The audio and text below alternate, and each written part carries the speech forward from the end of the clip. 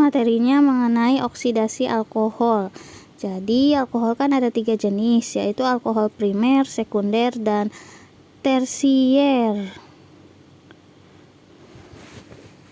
Alkohol primer, sekunder, dan tersier. Ini salah ini ya, maksudnya tersier ini. Ini maksudnya tersier ya, alkohol tersier tidak dapat dioksidasi. Ibu salah nulis. Kemudian alkohol primer. Kalau alkohol primer dioksidasi itu hasilnya adalah aldehid. Kemudian aldehid bisa dioksidasi lagi, hasilnya adalah asam karboksilat. Caranya mudah sekali, tinggal diubah saja gugusnya. Kan awalnya gugusnya OH ya. Kemudian aldehid jadi CO, kemudian karboksilat menjadi COOH. Gitu aja, tinggal diubah gugusnya aja. Sedangkan yang lainnya masih sama. Kemudian alkohol sekunder kalau dioksidasi itu hasilnya adalah keton ya, keton. Di sini awalnya OH kan, kemudian di sini berubah menjadi CO. Gitu. Cuma diubah gugusnya aja. Posisinya masih sama ya di nomor 2. Ini maksudnya yang ketiga ini adalah alkohol tersier ya. Kalian ubah catatannya, ini adalah alkohol tersier yang tidak dapat dioksidasi. Kemudian reaksi alkohol dan logam Na.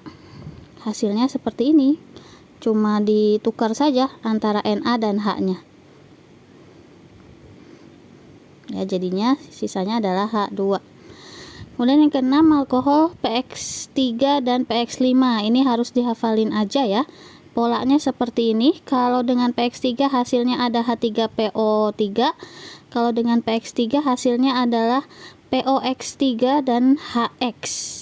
X itu adalah golongan 7 ya, golongan halogen. Jadi contohnya misalnya sama Cl jadinya POCl3 dan HCl. Gitu ya. Kita lanjut lagi ke reaksi asam dan ester. Nah, ini juga tinggal ngikutin polanya saja. Ini termasuk reaksi substitusi. Yang pertama reaksi penetralan. Penetralan itu kan terjadi antara asam dan basa ya, asam dan basa. Yang pertama ada RCOOH. R itu adalah gugus alkil ya. Rantai karbonnya si C seperti apa terserah, bebas R-nya, rantai karbonnya. Kemudian yang penting ada gugusnya yaitu COOH. Ini adalah asam karboksilat ya, asam karboksilat ditambah dengan NaOH itu adalah basanya. Hasilnya adalah RCOONa ditambah dengan H2O. Yaitu tinggal tukeran aja sebenarnya ya. Tukeran si H-nya sama Na-nya. Ya kan? Di sini awalnya ada H, ini Na. Posisinya tinggal tukeran aja, jadinya ONa, H-nya gabung sama OH-nya jadi H2O. Ya, tukeran posisi saja ya, substitusi. Kemudian reaksi esterifikasi yaitu RCOOH ditambah ROH. Ya, esterifikasi itu pembuatan ester. Sini asam karboksilat ditambah alkohol, hasilnya adalah ester dan air. Ini juga tinggal tukeran aja, H yang ujung sama R yang di depan. Ya, ini H-nya, ini adalah R-nya kan nih, alkilnya. Ini adalah R-nya. Jadi masuklah ke sini. Ester ditambah H2O. Kemudian hidrolisis. Hidrolisis itu adalah reaksi dengan air ya. Hidrolisis, hidro itu kan air, artinya bereaksi dengan air atau H2O. Ada ester ditambah air, hasilnya adalah asam karboksilat dan alkohol. Jadi ini reaksinya kebalikan dari esterifikasi. Ya, lihat kebalikannya. Contohnya di sini ada CH3COOCH3 ya, ini adalah ester ditambah H2O. Ini juga tukeran posisi aja, yang ujungnya yang tadinya CH3 menjadi OH. Ya, CH3-nya digantikan dengan H. CH3-nya pindah ke sini. Jadilah hasilnya adalah alkohol atau metanol di situ ya. Kemudian saponifikasi atau pembuatan sabun. Buatan sabun itu dari ester ditambah dengan basa. Hasilnya adalah sabun dan alkohol.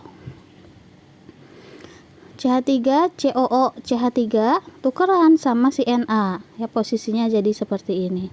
Ini tinggal tukar-tukar aja ujungnya dan si depannya ya, ujung dan depannya ditukar saja. Seperti itu untuk reaksi asam dan ester. Kemudian uji senyawa organik. Ada banyak sebenarnya uji senyawa organik, tapi yang sering muncul di pertanyaan itu yaitu uji ikatan rangkap.